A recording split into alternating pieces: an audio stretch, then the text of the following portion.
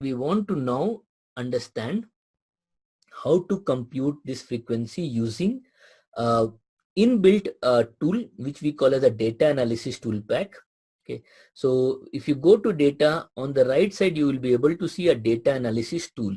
Okay, so it is called as data analysis tool. It is used for tool for financial and scientific data analysis. Okay, right, so since this is like financial or this is like statistical data, it is used for that, right? How to get that data analysis tool pack? File, options, add-ins. You go to manage Excel add-ins, press go, and analysis tool pack, you have to press check button and press OK. Once you do that, data analysis will come, right? If it is not there, then you may have to install it. Press go. So then you have to like do browse and get it from there. So just search Google if it is not there, how to get it. But see, it is there. So we will say data analysis, and in this there are many functions. We are interested in frequency distribution, so we'll use this histogram, because histogram, if you remember, you have, these are the bins, and it will give you the chart like this. So this, the y-axis is nothing but the frequency. So we'll see how it can be done. So I'll say histogram, and already the data is populated. Okay, let's see this histogram, how it works. Here you have the input. So what is the input range on which you want to compute the frequency, and then the bin range. So this is the input range. Okay, this is the input range, not the bin range. Okay, and then the bin range is these numbers. Right?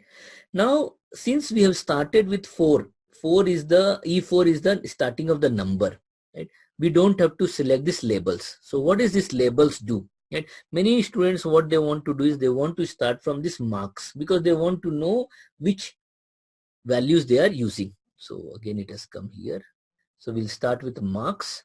Okay, and here we'll start with the bin. Okay, so that means the first number is not a number.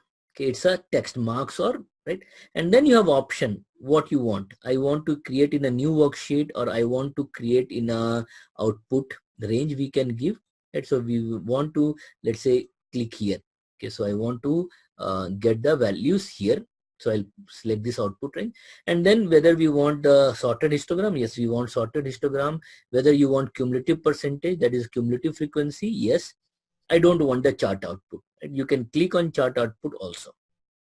Okay, right? And I click on OK. Okay, and we'll see what happens. It is saying that histogram input range contains non-numeric data. Now, why this has come? It has come because we have selected marks also. Since we have selected marks, we have to select these labels. The labels, when we select, or Excel automatically will understand that the first row is a label, is a header, and it will not take into consideration. And when we press OK, see, it has given you the values. So frequency has come, cumulative frequency has also come.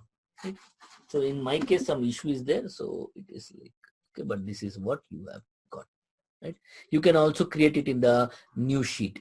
So if you say new worksheet and press OK, it will come in the new worksheet. So this is how you can actually create a frequency distribution using the automatic tool. Okay.